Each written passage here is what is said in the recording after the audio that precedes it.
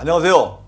옥상 지켜주는 남자 루프카드 대표 김진수입니다.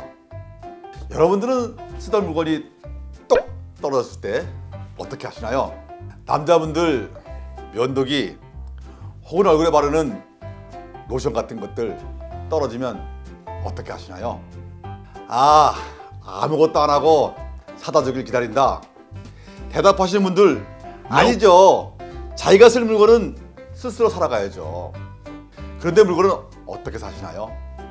어떤 분들은 기존에 쓰시던 걸 재구매하시는 분들도 계시고, 또 어떤 분들은 새로운 걸 찾아 보시는 분들도 계실 거예요. 유독 정착을 못하고 매번 떠도게 되는 제품군이 있는 것 같아요. 저는 옷이 그래요. 매번 그래서 쇼핑이 오래 걸리곤 합니다. 저희 아내와 딸은 한 입으로 화장품을 이야기하더라고요. 특히 그 쿠션 팩트? 그건 거의 새로운 제품을 찾게 되곤 한다고 하더라고요. 이렇게 소비를 할 때마다 유목민 신세가 되는 제품 또 어떤 게 있을까요? 아파트 관리공사의 상황은 좀 어떠한가요? 이 방송을 보고 계신 관리소장님 혹은 입주자 대표님, 지금 방수업체 찾아 산만리 중이시죠? 방수공사의 경우 그 결과가 다수 입주민에게 영향을 주다 보니 정보를 더 찾게 되고, 어디가 더 잘하나, 어떻게 해야 공사를 더 잘하게 되나 알아보고 또 알아보고 지금 그러고 계시는 거잖아요. 아마 이전에 공사를 했던 업체가 마음에 드셨다면 이렇게 또 정보를 찾아보게 되지는 않았을 겁니다.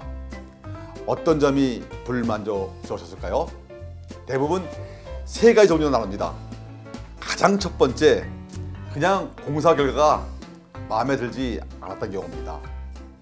애초에 설명과 달리 공사 결과가 어딘가 좀 부족하거나 계약 사항과 다른 경우 다음에는 절대 이 업체와 일 안 하게 되죠. 두 번째 경우는 AS가 발생했는데 제대로 처리를 해주지 않고 시일을 미룬다든지 책임을 전가했던 업체입니다. 분명히 AS를 잘 준다고 해서 했는데 그 과정에 감정이 상하기도 하고 일 처리에 실망한 일들도 생겨납니다. 세 번째 경우는 AS가 너무 많이 발생하는 이른바 하자마는 공사를 한 업체입니다. 이런 경우에는 관리소장님은 물론 주민분들도 굉장히 피곤해지죠. 그래서 이런 경우들은 반드시 다음 공사에서 다른 업체를 찾아서 헤매게 됩니다. 저희 같은 경우에는 제 공사 선택률이 92% 가까이 될 정도로 신뢰를 많이 얻고 있는 업체입니다. 그래서 오늘 아파트 방수업체 선정에 필요한 노하우를 전해드리겠습니다.